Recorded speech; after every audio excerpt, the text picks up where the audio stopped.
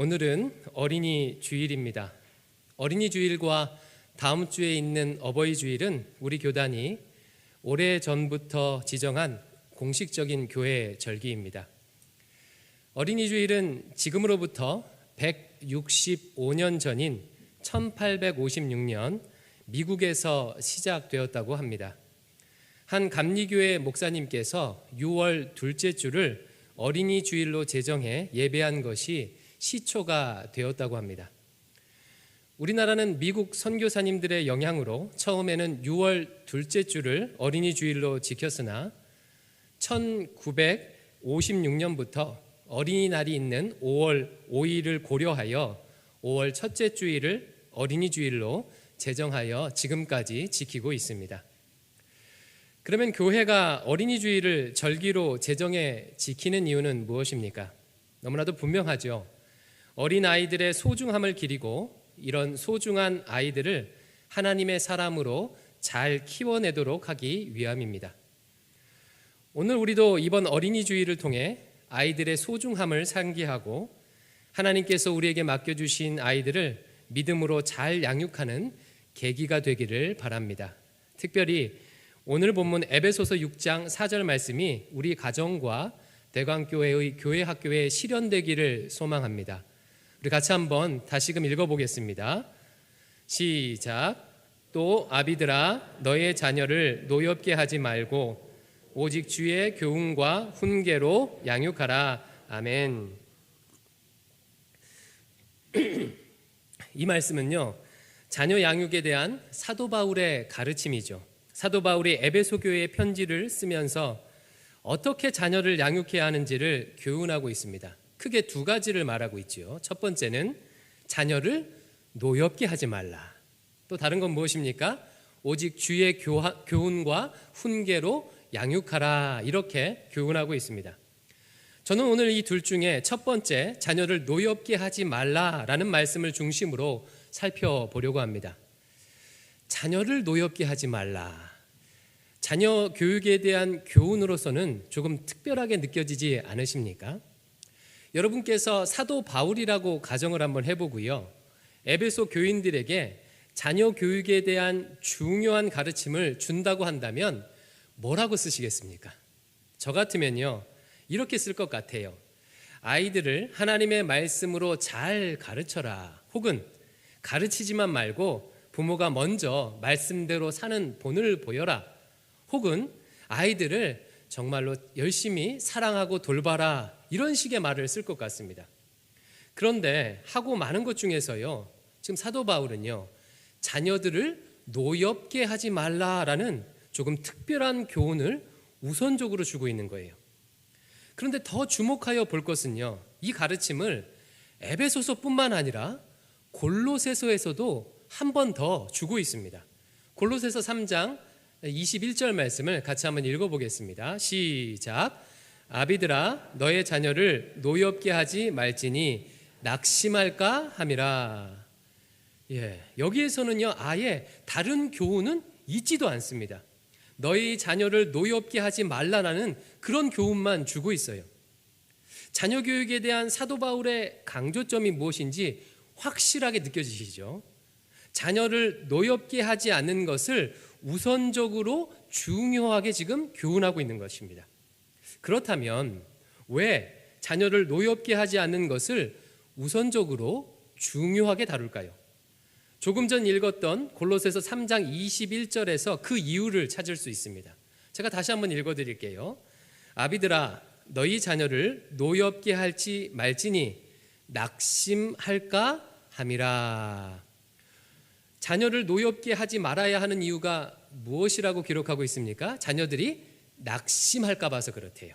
여기서 낙심하다라는 말은 헬라어의 사용 용례를 살펴보면요, 심령이 상하다라고 해석하는 것이 적절합니다. 즉 우리가 자녀를 노엽게 하면 자녀들의 심령이 상하기 때문에 자녀의 마음을 노엽게 하면 안 된다고 교훈하고 있고, 그리고 이것을 자녀 교육에 있어서 우선적으로 중요하게 지금 가리키고 있는 것입니다. 그렇다면 한 걸음 더 들어가서요, 그렇다면 왜 자녀의 심령을 상하지 않게 하는 것이 우선적으로 중요할까요? 그 이유는 자녀의 심령이 상하게 되면 아무리 좋은 교훈과 훈계를 주려고 해도 자녀가 받을 수 없기 때문에 그렇습니다. 비유를 들면 이와 같아요. 어떤 농부가 아주 실력 좋은 농부가 있습니다. 그래서 아주 좋은 품종의 씨앗을 하나 준비해서 열심히 씨앗을 밭에다 심었어요. 그런데 하필 그 밭이 기름으로 오염된 썩은 땅이었습니다. 그러면 이 씨앗이 뿌리를 내리고 잘 자랄 수 있을까요? 없을까요? 불가능하죠. 없습니다. 이와 같습니다. 자녀 교육에 있어서 자녀의 마음밭이 상하게 되면 아무리 좋은 훈련 프로그램을 도입하고 좋은 교훈을 주어도 자녀의 인생에 그 교훈이 뿌리 내리거나 열매 맺을 수 없기 때문에 그렇습니다. 자녀를 노엽게 할 때, 격동하게 할 때 자녀의 마음밭이 상하게 되고 그런 상한 마음에는 교훈과 훈계가 역사할 수 없다는 것입니다. 이런 차원에서 저는요, 이번 말씀 묵상 운동을 하면서 우려되는 것이 한 가지 있습니다. 예고한 대로 오늘부터 교회 학교 아이들도 말씀 묵상 운동에 동참합니다. 각 교육부서별로 아이들의 연령대에 맞는 묵상집을 이미 배포하였습니다. 그리고 교사와 부모의 지도를 통해서 아이들이 하나님의 말씀을 매일 묵상하도록 도우려고 합니다.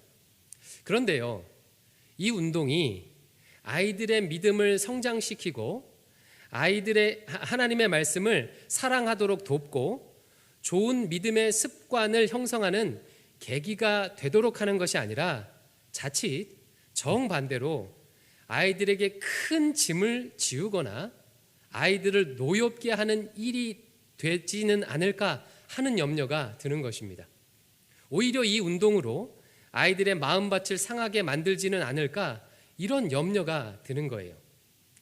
그래서 오늘은요, 본격적인 자녀들의 말씀 묵상 운동에 앞서서 우리 어른들이 이 점을 주의 깊게 생각해 보도록 말씀을 전하는 것입니다. 그렇다면 부모가 어떻게 할 때 말씀 묵상 운동으로 인해서 오히려 아이들의 마음이 상하게 될까요? 저는 세 가지를 한번 생각해 보았습니다. 이런 식으로 말씀 묵상 운동을 하면 아이들의 마음이 상하게 될 것 같다. 첫 번째는 뭐냐면요, 부모가 말씀 묵상을 가르치면서 자녀를 존재 가치로 대하지 않고 조건 가치로 대할 때 자녀의 마음이 상할 수 있습니다. 자녀를 존재 가치로 대하지 않고 조건 가치로 대한다는 말은 조금 어렵게 느껴지죠. 쉽게 다시 말하면 이와 같습니다. 자녀를 그 존재 자체로 가치 있게 여기는 것이 아니라 말씀 묵상을 해야, 즉 조건이 충족돼야 가치 있는 사람으로 대한다는 말이에요. 우리 부모들이 자녀의 마음을 상하게 하는 가장 대표적인 경우가 바로 이것입니다. 우리 아이들은요, 그 존재 자체로 존귀하며 그 존재 자체로 소중하지요. 아이들의 성별, 또 건강의 유무, 성격, 실력, 그 어떤 것과 상관없이 하나님의 형상으로 빚어진 존귀한 사람이 우리 자녀들입니다. 하지만 우리 부모들이요, 자신도 모르게 자녀들을 존재 자체가 아니라 어떤 조건이 채워져야 가치 있는 사람인 것처럼 대하는 경우가 많이 있다는 거예요. 학원을 안 빠지고 잘 다녀야, 공부를 잘 해야, 부모가 원하는 일을 해야, 교회를 잘 다녀야 가치 있는 아이로 대우하는 말과 행실을 부모가 한다는 거예요. 어느 날 아이가 몸이 아파서 학원을 안 간다고 합니다. 그러자 엄마가 그 아이를 보고 이렇게 쏘아붙이면서 말해요. 야, 엄마가 너 학원 보내려고 알바 뛰는 거 알지? 너 학원 가기 싫어서 아픈 척 하는 거 아니야? 아파도 학원 가서 아파. 예. 이런 말은 은연중에 아이들한테 이렇게 들릴 수 있다는 거예요. 야, 나는 학원을 안 빠져야 가치 있는 아이구나. 나는 학원을 가지 않으면 아플 수도 없는 가치 없는 아이구나. 이렇게 들릴 수 있다는 거예요. 여러분, 이것은 과장이 아닙니다. 과장이 아니에요. 아이라고 해서 이런 말을 들어도 되거나 들어도 상처 안 받을 거라고 생각해서는 안 됩니다. 입장을 바꿔서 한번 생각해 보십시오. 내가 직장을 다니고 있는데 어느 날 너무 아픈 거예요. 그래서 조퇴하려고 합니다. 그랬더니 사장이 나한테 와서 이렇게 말해요. 내가 땅 파서 월급 주는 줄 알아요? 내가 사원일 때는 아파도 내 할 일을 다 해놓고 아팠어요. 일하기 싫으면 그냥 관둬요. 이런 말을 내가 들었다고 하면 마음이 상합니까? 안 상합니까? 마음이 상하지요. 그런데 우리 아이들은요, 이런 말들을 부모로부터 자주 듣고 자란다는 거예요. 2019년도 어느 날 밤이었어요. 제가 아들과 대화하던 중에 이렇게 물었습니다. 아빠가 혹시 앞으로 고쳤으면 하는 게 있니? 라고 물었어요. 저는 내심 아들이 없다고 할 줄 알았어요. 근데 아들이 저한테 이런 말을 하더라고요. 아빠, 나한테 한숨 좀 쉬지 마세요. 저는 깜짝 놀랐어요. 그런 말을 할 줄 몰랐습니다. 사실 제가 제 아들 앞에서 대놓고 한숨 쉰 적은 한 번도 없어요.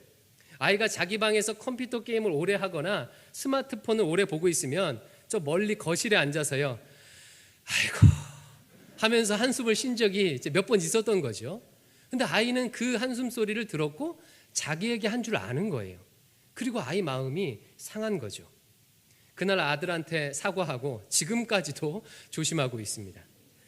저는 제 아이를 게임 좀 한다고 한심스런 아이로 대하는, 즉 존재에 상처를 주는 행동을 한 것이죠. 우리 부모들은요, 우리 자녀가 인격을 가진 존귀한 존재임을 간과하는 경우가 매우 많습니다. 그러다 보니까 부모의 기대에 충족되지 않을 때 나도 모르게 자녀를 비난하거나 모욕을 주는 경우가 있습니다. 이번 말씀 묵상 운동도 마찬가지예요. 혹시 말씀 묵상 안 한다고 자녀를 한심스럽게 대할 것이면 아예 하지 않는 것이 좋습니다. 이게 첫 번째고요. 자녀의 마음이 상하게 되는 두 번째는요, 말씀 묵상을 통해 자녀를 감시하고 관리하려고 할 때 자녀의 마음이 상할 수 있어요. 한 가정사역자의 강연에서 이런 이야기를 들은 적이 있습니다. 최근 맞벌이 부부가 많아지면서 부모들 중에 검사 같은 엄마, 경찰 같은 아빠가 많아졌다고 해요.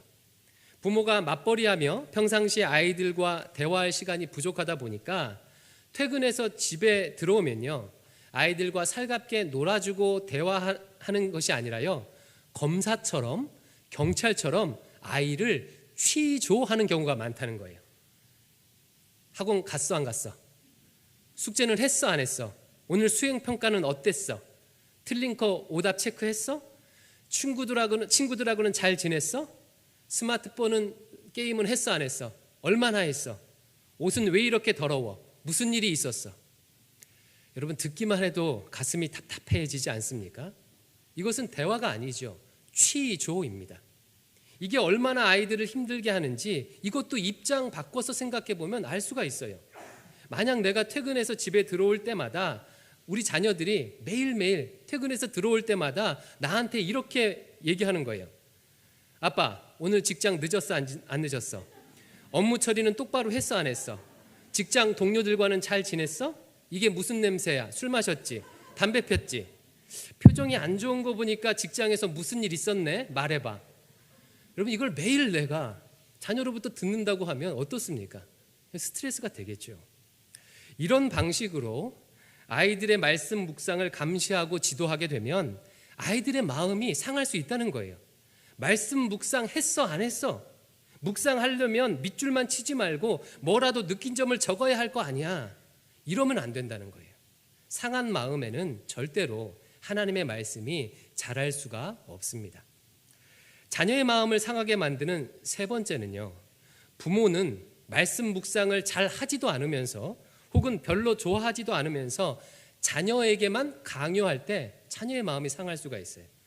여기 계신 모든 분들도 어린 시절을 겪었기 때문에 무슨 말을 하는지 잘 아실 것입니다. 제가 저희 아버지에게 제일 짜증났던 것 중에 하나가요, 이 아빠는 매일매일 술 마시고 늦게 들어오면서 그리고 엄마한테 행패를 부리면서 제가 편식한다고 하면 혼내고 양치질 안 한다고 혼내고 심지어는 제가 여동생하고 이렇게 좀 싸우잖아요. 그러면 엄청 혼냈습니다. 이럴 때마다 막 제 마음속에 분노가 일어요. 물론 저도 잘못했지만 제 마음속에요, 자기는 잘하지도 않으면서 자기는 엄마 매일 때리면서 이런 마음이 생기니까 이 분노가 주체할 수가 없는 거예요. 이런 경우가 얼마나 많이 있습니까? 부모는 누워서 TV 보면서 자녀가 누워서 보면 눈 나빠진다고 혼내거나, 부모는 스마트폰 끼고 살면서 자녀가 스마트폰 많이 한다고 혼댑니다. 엄마는 툭 하면 사는 게 힘들다고 투덜대면서 자녀가 학원이 힘들다거나 학교 힘들다고 하면 네가 뭐가 힘드냐고 하면서 막 혼내요. 이러면 자녀 입장에서 얼마나 화가 나겠습니까? 이번 말씀 묵상 운동도 마찬가지입니다. 부모는 자신이 하지도 않고 묵상의 은혜를 누리지도 않으면서 자녀에게 강요한다면 자녀의 마음이 노여워지고 마음이 상하게 될 가능성이 많다는 거예요. 이상으로 제가 생각해본 말씀 묵상 운동으로 인해 자녀의 마음이 상하게 될 수 있는 이 세 가지입니다. 여러분 실감이 좀 나시죠? 그러면 우리는 어떤 식으로 우리의 자녀 혹은 우리 교회 학교 아이들의 말씀 묵상 운동을 도와야 할까요? 조금 전 말했던 세 가지 사례에 정반대로 하면 되는 거예요. 먼저는 무엇이겠습니까? 자녀를 조건 가치가 아니라 존재 가치로 대해야 합니다. 쉽게 말하면 존재 자체로 사랑하는 거예요. 이것은 아무리 강조해도 지나침이 없습니다. 자녀 교육의 기초가 되는 원칙이에요. 하나님께서 내게 주신 자녀는 내 것이 아니라 하나님의 것입니다. 하나님께서 잠시 나에게 교육하고 돌보고 기르도록 맡겨주신 귀한 존재들이 우리의 자녀들이에요. 하나님께서는요, 이런 자녀들을 존재 자체로 사랑하길 원하셔요. 지구상에서요, 사람을 존재 가치로만 여겨주는 공동체는 단 두 곳밖에 없습니다. 하나님이 만드신 공동체밖에 없어요. 하나는 가정이고 하나는 교회예요. 다른 곳에서는요, 세상은요, 사람들을 등수 매깁니다. 줄을 세워요. 성적으로, 외모로, 부의 유무로, 인기의 유무로, 성별로, 심지어 인종으로 인간의 가치를 평가하고 점수를 매겨요. 반면에 하나님께서 직접 세우신 공동체인 가정과 교회는요, 그렇지 않아요. 사람을 존재 자체로 사랑하고 사랑하도록 그렇게 하나님께서 그 공동체를 디자인해 주셨어요. 우리가 자녀를 낳을 때 어떤 조건을 입력해서 그렇게 낳은 것이 아니지요. 우리가 교회를 온다고 할 때 어떤 기준이 있습니까? 그렇지 않습니다. 누구나 다 하나님의 자녀가 될 수 있습니다. 누구나 예수님을 믿기만 하면 그 영생을 얻을 수가 있어요. 가정과 교회는 존재 자체로 존중받고 사랑하는 곳입니다. 그리고 그래야만 하는 곳입니다. 우리 부모가요, 자녀에게 들을 수 있는 최고의 찬사는 무엇일까요? 제가 생각할 때는 이런 말이 아닌가 싶어요. 엄마가 내 엄마라서 좋아. 아빠가 내 아빠라서 좋아. 이런 말 들을 수 있으면 최고의 찬사 아니겠습니까? 세상에 성격도 좋고 돈도 많고 신앙도 좋고 잘난 엄마 아빠가 얼마나 많아요. 그런데도 내 자녀가 나를 있는 그 자체로, 그 엄마로, 그 자체로 아빠로 인정하고 좋아해 준다면요, 정말 너무나도 행복할 거예요. 그러니까 우리가 먼저 자녀에게 그렇게 해주자는 것입니다. 아들아, 네가 내 아들이라서 행복해. 딸아, 네가 내 딸이라서 행복해. 네가 공부를 잘하든 못하든 상관없어. 네가 건강하든 아니든 상관없어. 네가 좋은 직장에 다니든 아니든 상관없어. 말씀 묵상하든 안 하든 상관없어. 교회 다니든 아니든 상관없어. 너는 하나님께서 내게 주신 최고의 선물이야. 이 바탕 위에서 전도하고 이 바탕 위에서 말씀을 가르쳐야 한다는 것입니다. 어려운 질문 하나 드려볼게요. 여기 계신 모든 분들이 그 중학교 2학년짜리 자녀를 둔 부모라고 가정해 보겠습니다. 그래서 묵상집을 묵상하라고 줬어요. 그래서 며칠 뒤에 잘했는지 안 했는지 묵상집을 딱 봤습니다. 아니나 다를까 새 책이에요. 한 페이지도 열어보지 않았습니다. 근데 옆에서 그 아이가 엄마한테 이렇게 말하는 거예요. 엄마, 나 그거 안 사줘도 돼. 소용없어. 어차피 안 할 거야. 자, 이런 얘기를 들었어요. 그러면 뭐라고 대답해야 할까요? 굉장히 어렵죠, 그렇죠? 벌써 열불이 마음에 나잖아요. 뭐라고 대답하면 잘 대답하는 것일까요? 저를 따라해 보겠습니다. 괜찮아. 엄마는 너에게 묵상집 사줄 수 있는 것만으로도 기뻐. 예, 이게 바로 정답이에요. 이게 존재 자체로 사랑하는 것입니다. 어떤 조건 때문에 사랑하는 게 아니라요. 자, 두 번째 방법이에요. 두 번째, 말씀 묵상을 감시와 관리의 도구가 아니라 나눔의 도구, 은혜의 도구로 삼아야 합니다. 우리 부모님 그리고 교사 선생님들은 잘 들어보십시오. 자녀 말씀 묵상을 가르칠 때 이런 식으로 질문하고 고민하시면 안 돼요. 어떻게 하면 내 자녀가, 내 반 아이들이 말씀 묵상을 잘 하도록 만들까? 이런 식으로 질문하면 안 된다는 거예요. 만약 이렇게 질문하게 되면 말씀 묵상 했니 안 했니 하면서 말씀 묵상이 감시와 관리의 도구가 될 거예요. 그러면 어떻게 질문하면서 접근해야 되냐면 이런 식으로 질문하셔야 돼요. 어떻게 하면 내 자녀가, 내 반 아이가 말씀 묵상을 즐거워하게 할 수 있을까? 즐거워하게 할 수 있을까? 이게 적절한 질문이에요. 하나님께서 우리에게 말씀 묵상을 주신 것은 우리를 힘들게 하거나 우리에게 무거운 짐을 주시기 위함이 아닙니다. 시편 1편 2절 3절은 분명하게 이렇게 말하고 있어요. 복 있는 사람은 여호와의 말씀을 즐거워하여 주하루 묵상해요. 저는 시냇가에 심은 나무가 시절을 쫓아 과실을 맺으며. 말씀 묵상은요, 우리가 말씀을 즐거워하고 우리에게 시냇가에 심은 나무에 복을 주시기 위한 방편입니다. 우리 자녀에게도 마찬가지예요. 우리 자녀에게 지금 필요한 것은 말씀 묵상의 규범이 아니라 말씀 묵상의 즐거움입니다. 따라서 교사와 부모의 역할은 그 즐거움을 알도록 도와주는 거예요. 각 가정마다 또 아이들의 연령이 다 다르고 상황이 다르니까 그에 맞게 한번 고민해 보십시오. 아이들이 어리다면 비교적 손쉬울 거예요. 말씀 묵상 잘하면 상도 주시고 칭찬 스티커도 붙여주세요. 반면 아이들이 컸다면 상대적으로 더 어려울 것입니다. 이럴 때는요, 아이들에게 직접 물어보는 것도 좋은 방법이 아닐까 싶습니다. 딸아, 아들아, 어떻게 하면 네가 말씀 묵상을 즐겁게 할 수 있을까? 어떻게 엄마 아빠가 도와주면 좋을까? 이렇게 한번 물어보십시오. 아이들이 직접 그 방법을 정하게 하면 훨씬 더 수월하게 할 수 있을 것입니다. 이것이 두 번째 방법이에요. 세 번째는요, 아이들에게 시키기 전에 부모가 먼저 말씀 묵상을 하고 은혜를 받는 거예요. 저를 따라서 한번 이렇게 외쳐볼게요. 내가 먼저 은혜 받자. 너무나 중요합니다. 은혜는요, 강요한다고 전해지는 것이 아닙니다. 은혜는 흘러가는 것입니다.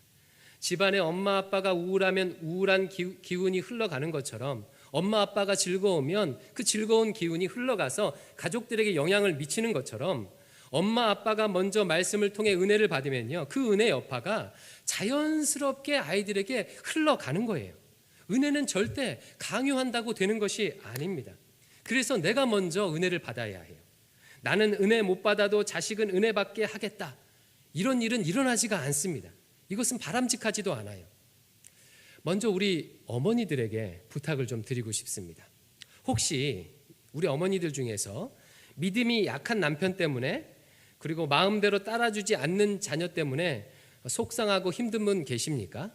제가 해결 방법 가르쳐 드릴게요.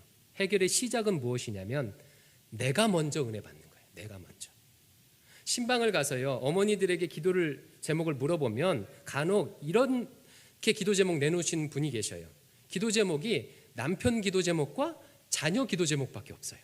그래서 제가 한 번 더 묻습니다. 아니, 이건 남편과 자녀 기도 제목이니까 이거 말고 본인 기도 제목은 무엇입니까? 라고 하면 아이고, 그게 제 거예요. 제 기도 제목이에요. 이렇게 대답하시는 분들이 많이 있습니다. 그러니까 하나님 앞에서 인생을 살아오면서 평생 자녀와 남편을 위해 희생하며 살다 보니까 자기 자신은 없는 거죠. 이런 분들 얼마나 수고하신 분들이에요. 그런데 안타까운 것은요, 이런 분들은 사단 마귀가 공격하기가 매우 쉽습니다. 이런 분들은요, 그 엄마를 직접 공격할 필요가 없어요. 믿음이 없는, 믿음이 약한 남편이나 자녀를 공격하면 돼요. 그러면 알아서 엄마가 감사를 잃어버리고 알아서 엄마가 낙담하고 그렇게 되는 거예요. 가정 복음화를 잘 이루는 분들의 특징은요, 남편과 상관없이, 자녀와 상관없이, 물론 아무 상관이 없을 수 없죠. 너무 중요하잖아요. 그럼에도 불구하고 남편과 상관없이, 자녀와 상관없이 하나님으로부터, 내가 하나님과 독대해서 은혜 받을 수 있는 통로가 있는 사람, 그런 상황과 상관없이 내가 하나님으로부터 직접 은혜 받을 수 있는 영적 능력이 있는 사람이 가정 복음화 잘 이룹니다. 우리 어머니들 어렵겠지만 한번 해보시기 바래요. 남편, 자녀 상관없이 내가 먼저 말씀 묵상하면서 은혜를 누리세요. 이거 하나님이 기도 제목 좋아하십니다. 하나님, 자녀들과 가정과 상관없이 먼저 저 하나님 앞에 은혜 받기를 원해요. 이렇게 해보시길 바래요. 그리고 다음으로요, 아버지들에게 부탁을 드립니다. 기억하십시오. 아빠들의 영성과 하나님에 대한 진정성은요, 아이들의 신앙에 결정적 영향을 미쳐요. 하나님께서 그렇게 가정을 디자인하셨고 아빠들에게 그런 영적 권위를 부여해 주셨어요. 만약 아버지들이 집에서 말씀 묵상을 하는 아버지가 된다면, 그리고 자기 부인과 식탁에 앉아서 말씀 묵상의 은혜를 나눌 수 있는 아버지라면요, 그런 집의 자녀는요, 신앙의 전수가 어렵지 않습니다. 만약 제가 아빠들에게 이렇게 질문을 해요. 자녀들의 신앙과 행복한 삶을 위해서 우리 아빠들 무엇이든지 할 수 있겠습니까? 라고 질문을 한다면 여기 계신 대부분의 아버지들은요, 아마 무엇이든 하겠다고 대답할 거예요. 내 처자식을 위해서라면요, 뭐든 할 수 있습니다. 심지어 어떤 분은요, 가족을 위해서라면 불법도 저지를 수 있겠다고 그런 말하시는 분들도 계실지도 몰라요.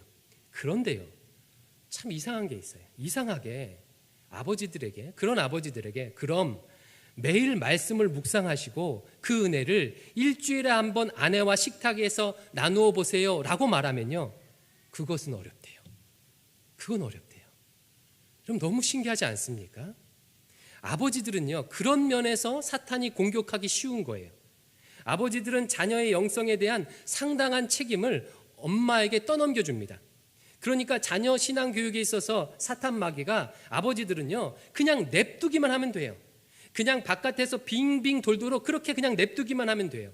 좋은 일을 해도 교회에서나 혹은 밖에서 봉사하지 가정에서는 영적 책임을 안 하도록 그냥 냅두기만 하면 됩니다. 그러다가 문제가 생기면 아내 탓하도록 조금만 부추기면 되는 거예요. 이렇게 아버지들은 사단의 공격에 쉽게 넘어질 수가 있어요. 그러니까 아버지들도 명심하십시오. 자녀들에게 은혜를 강요하지 마시고 먼저 말씀 묵상의 은혜를 누리시길 바라요. 그리고 아내와 그 은혜를 일주일에 한 번 나누어 보시기를 권면합니다. 그때를 가정 예배 시간으로 정하면 제일 좋겠지요. 얼마 전에 제 아내와 이런 이야기를 나눴습니다. 제가 아내한테 이렇게 말했어요. 야, 이제 6월이 되면 주일 저녁 애들과 가정 예배 드리도록 캠페인 할 텐데 목사 가정이 모범을 보여야 하는데 우리 사춘기 아이들이 따라올까? 할까? 제가 이렇게 아내한테 얘기했어요. 그러니까 아내가 저한테 이렇게 말하더라고요. 애들 냅두고 우리끼리 먼저 은혜 받읍시다. 여러분 현명하지 않습니까? 이게 방법이에요. 이게 방법이에요. 혼자면 혼자, 둘이면 둘. 내가 먼저 가정에서 은혜 받으면요, 언젠가는 그 은혜가 흘러 넘쳐서 자녀들의 옷자락을 적시게 되어 있습니다. 그래서 먼저 은혜 받으시면 돼요. 사랑하는 성도 여러분, 자녀의 신앙 교육이 어려울 때입니다. 이럴 때일수록 조급해하지 마시고 조금 전 말했던 세 가지 원리를 기억하시면서 우리 자녀들에게 좋은 믿음의 유산을 전해줄 수 있기를 주님의 이름으로 축원드립니다. 기도하겠습니다. 아버지 하나님, 어린이날을 맞이하여서 어떻게 우리 자녀들에게 믿음의 유산을 물려줄 수 있을지, 어떻게 말씀 묵상을 교훈할 수 있을지 깨닫게 해주시니 감사합니다. 혹시 저희들이 자녀의 마음에 상처를 준 것 있다면 용서하여 주시고, 저희들 다시금 하나님께서 우리를 창조하신 것처럼, 자녀를 창조해 주신 것처럼 존재로 사랑하며 먼저 본을 보이기로 작정하오니 은혜 베풀어 주시옵소서. 주여 긍휼히 여겨 주시옵소서. 예수님 이름으로 기도드립니다. 아멘.